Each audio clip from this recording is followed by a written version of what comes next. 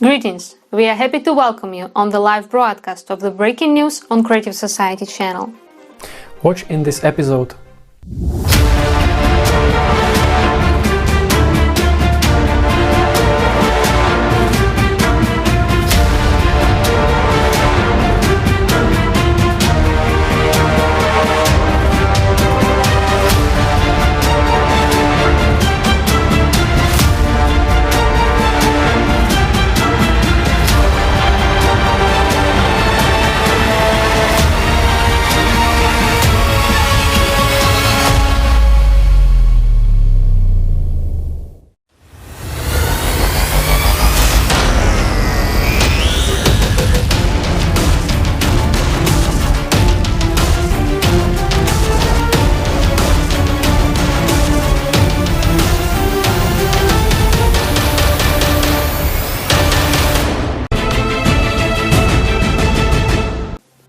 The participants of the Creative Society project monitor the climatic situation on the planet on a daily basis.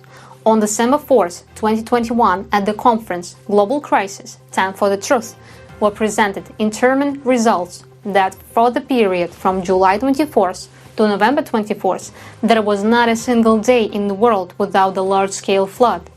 These are some of the most widespread and devastating natural disasters.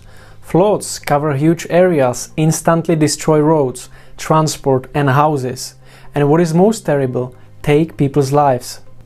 A breaking news reporter will tell us about the consequence of flooding in Ireland. Hello, this is a breaking news reporter from Tenerife. On December 25, 2021, heavy rains caused flooding in the county Wexford in southeastern Ireland. Some people were injured. Roads, tracks, and farms were flooded and destroyed. One of the farms received almost a monthly precipitation in a short period of time. The river Slaney has overflown its banks in the town of Enniscorthy. In Bridgetown, a helicopter was used to evacuate the population from the water trap. This flooding has become the most powerful in 60 years. A prolonged flooding in the state of Bahia, Brazil, was called a terrible disaster. State Governor Rui Costa said, "This is a huge tragedy. I cannot recall anything like this in the recent history of Bahia."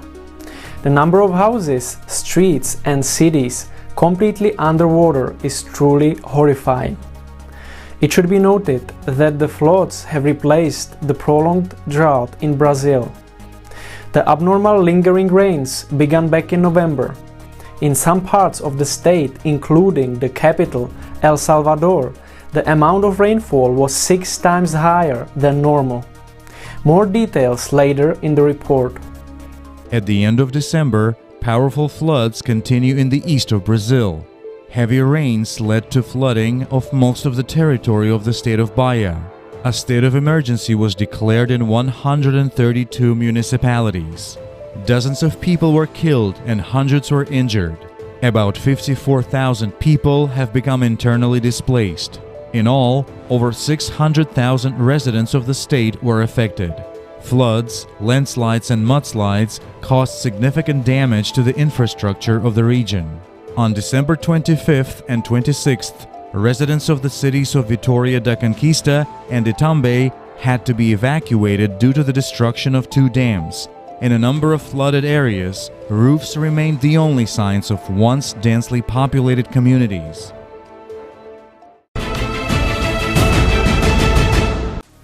At the end of December, record-breaking frosts and heavy snowfalls hit states of the western United States. Severe weather conditions covered the territory from Washington state to California. A state of emergency has been declared in Oregon. On December 24th, a landslide descended in Santa Cruz County, California. Our special reporter from the scene reports about this, as well as about how the consequences of climate change affect people's lives. Hello, my name is Alex Londos, and this is Climate Breaking News. As you can see, there's a small landslide behind me.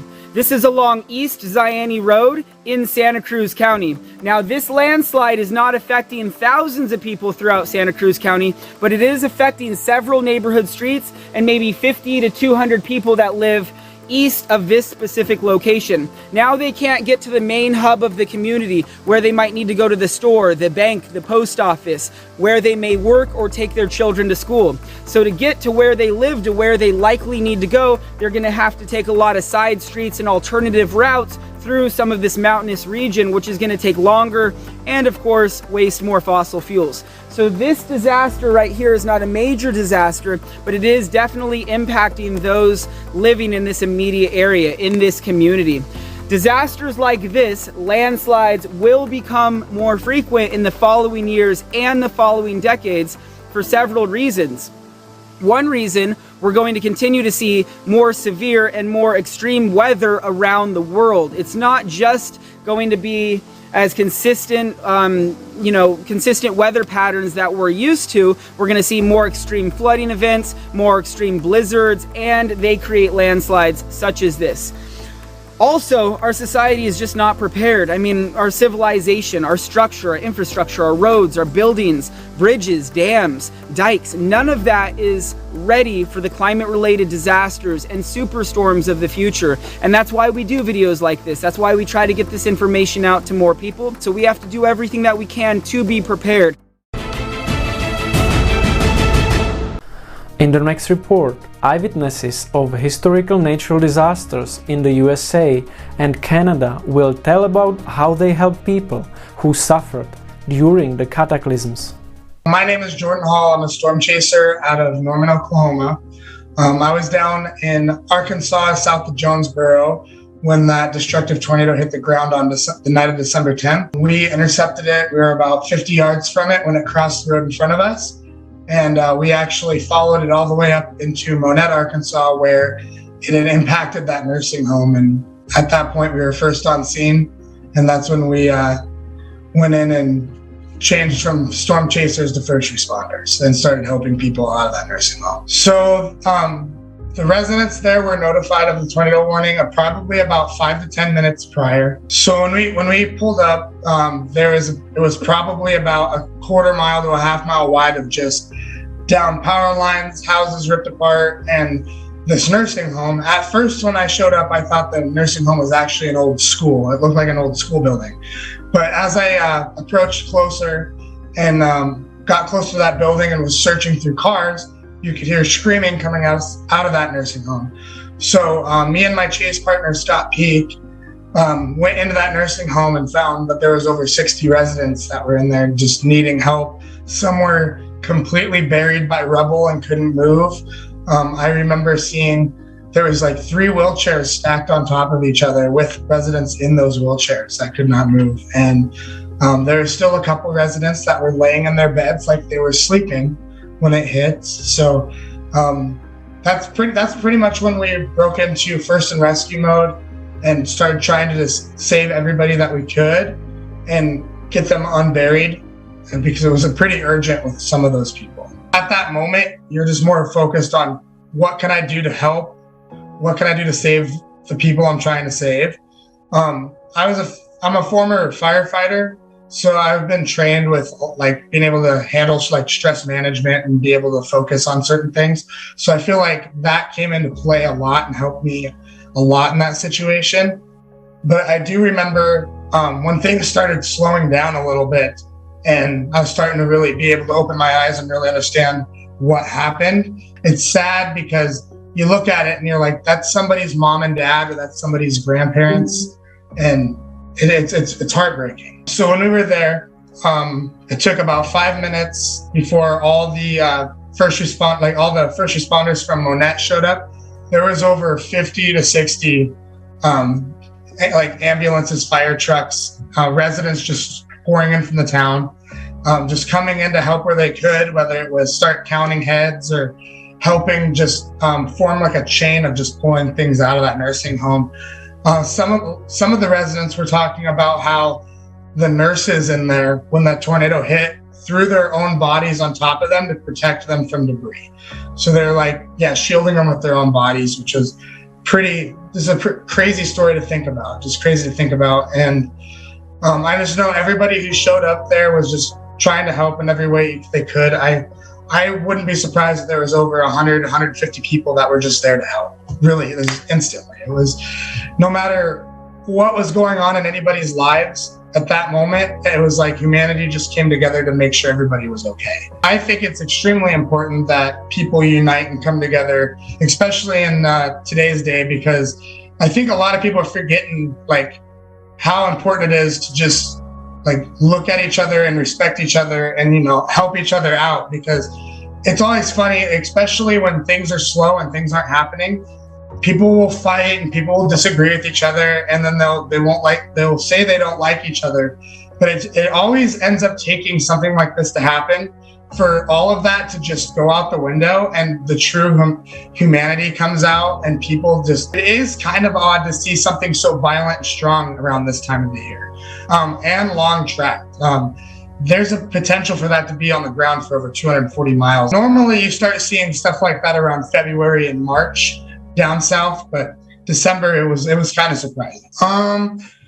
Some other climatic anomalies I've been seeing is like, especially during hurricane season, it seems like the last few years, especially in 2020, we had probably the most historic hurricane season to date. I mean, we were just getting hurricane after hurricane after hurricane, and they were very strong hurricanes. We had an almost Category 5. Actually, I believe they did rank it up to Cat 5, and it wasn't even a week and a half later, there was a Category 3 taking the exact same path that the Cat 5 took a week and a half earlier. So it's almost like you're starting to see more of these severe weather events closer to each other, and they're becoming more and more. If you have witnessed any climate anomalies, please send your video footage to climate@creativesociety.com. My name is Dr. Narsimha Chari. I am a psychiatrist by profession. I am a member of Seva International. It is a well-known NGO, and Seva in Sanskrit means service. Living in Vancouver, it's a city where it rains a lot, as you people know. And there's the adjoining that is the Okanagan Valley. In that valley, it is like, we call it a desert-like atmosphere, known for its heat and so on. Nothing we ever knew, nothing we ever had prepared us or the people of this valley, that interior part of British Columbia, for what was to come. There were warnings. There were consistent radar pictures. There were warnings that heavy rains are going to come and storm is coming. And also they did say that there was going to be an environmental river. Now, then I looked up and I found that what it meant for a layperson is that there's a lot of water in the clouds there, and then it's going to travel into wherever it travels, and then it's just all down. So there were warnings, but nothing we in our life prepared us to expect what happened. And then it started raining in Vancouver. So what happened here was the environmental rivers which traveled up, and then they rained there and they rained there. And the big mountains started melting. And I mean, there was a landslide. And then first was severe. The roads were all cut off. From Vancouver, the rest of Canada, we were cut off by road because they all had to go through one of those three roads, and we were cut off from the interior. And so all these cities, Merritt, Princeton, there were floods. Merritt was completely drowned, and Princeton was significantly affected. But then in America, there is a big lake, and then there is a levee, and then that levee, for various reasons, wasn't upgraded. That flooded. That caused couple of billion dollars worth of damage in Abbotsford and all that Fraser Valley area. Some of us, we formed a small group of people. We started preparing all the stuff. We collected donations of tinned food and other things. We collected all those things and went to the Langley airport. There were helicopters. There were small planes with volunteer pilots flying. We sent all this food to different sections of the road which was cut off because there were landslides. Now, what happened was all the people in Merritt, they were asked to evacuate. Some remained, but second storm, third storm, everybody, even the first responders were told to go away from there. So that Merritt remained closed for a significant period of time.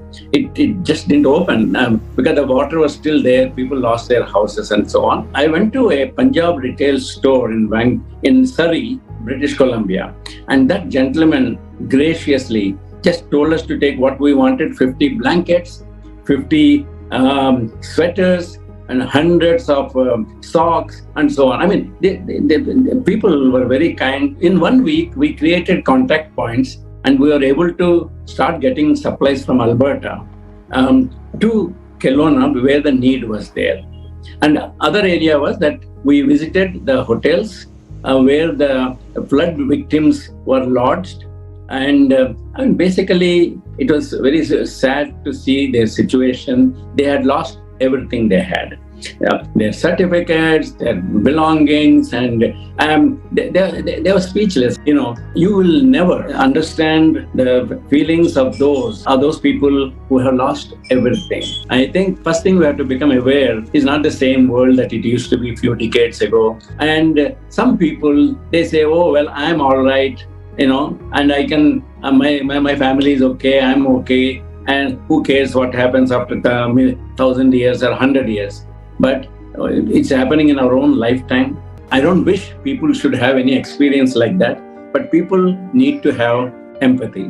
Empathy is ability to see the world through that person's eyes, not your eyes, but the people who are flood affected, are affected by fire, are affected by earthquakes. We live in a community, in a society. It's like a big family.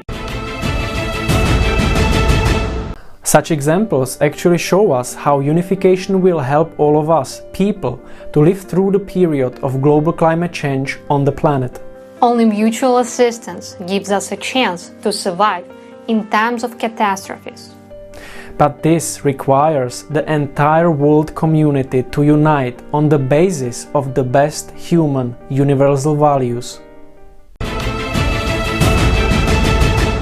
On December 22nd, a record amount of snow fell within just 24 hours in Prince George, British Columbia, Canada.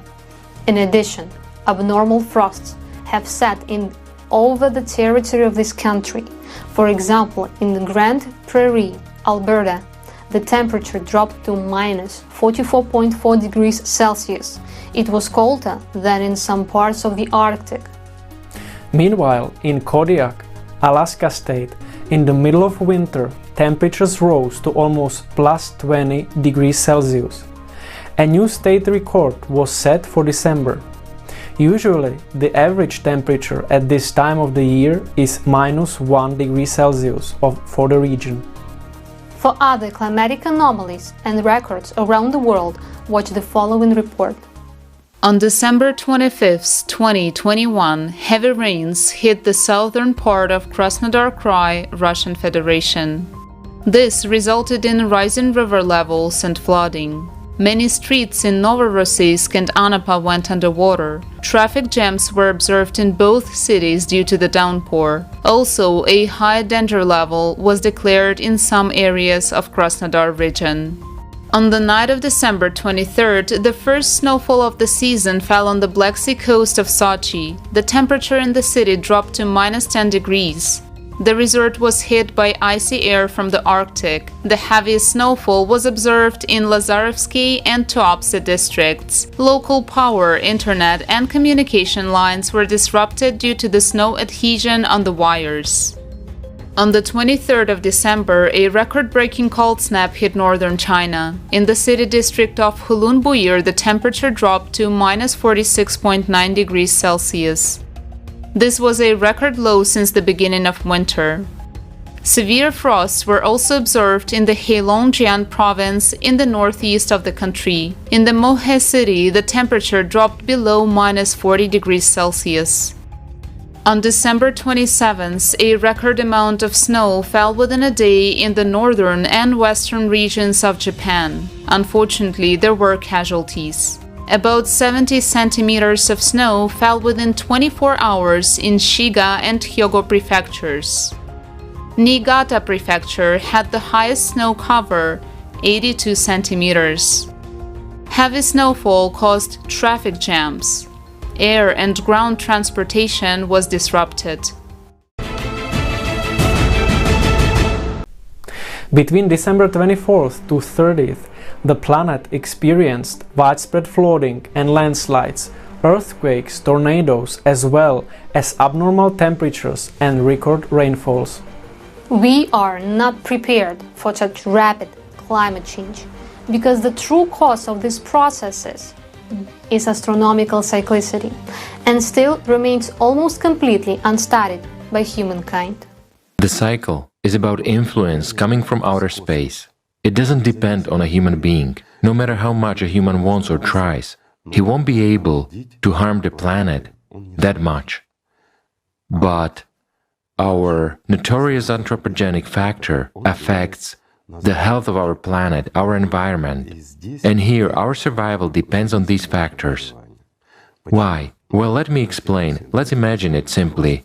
Let's imagine that what is happening to our planet right now, we don't take climate, we take the environment. It's like an oncogenic process in its last stage, with many metastases. And unfortunately, we humans are the cause of this disease. We are like parasites in the human organism. We contribute to, not only do we constantly intoxicate this organism, but we also contribute to the development of various quite serious diseases. And these various quite serious diseases combined are simply killing the organism of our planet. Now, what is cyclicity? Is an external impact that creates the changes, leading, again, to this very seismic activity. It will be enormously active. We will encounter the power of earthquakes that we haven't seen yet. We as humankind have not seen them. Well, I mean the last, our so-called civilization. What's next? Next, more will follow. This means, volcanic eruptions. We won't escape from them anywhere. There will be severe eruptions, including those of stratovolcanoes. And everyone knows it already. There is the rise of magma. We'll get to that a little later. Next, there will be precipitation, floods, subsequent icing and terrible cold. After all, what is happening now? And all this is taking place precisely because of the external factors, because of the influence of the universe, of other galaxies on our planet. If we look, the lower layers of the atmosphere are warming up very quickly, while the upper layers are cooling down very intensively. The most terrible thing is that the chemical composition of the upper layers of our atmosphere is changing very rapidly and significantly. And what are the upper layers of our atmosphere? Is that very blood. It's a defense mechanism. The main immunity should be there. But this immunity suffers as a result of the anthropogenic factor. So it turns out that we will not be able to withstand external impacts because of internal diseases. That's what the entire problem is. What can we change? This is the question that prompted each of us to take action. International online conference Global Crisis Time for the Truth is a historical event organized by people from 180 countries with simultaneous interpreting into 100 languages of the world.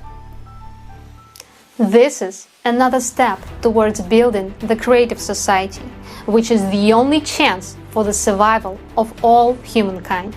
Right now, the matter of how quickly we will build a society where human life is the main value is up to everyone's involvement. Learn more about the Creative Society at the website creativesociety.com. Thank you for being with us today, and see you soon on the Creative Society channel.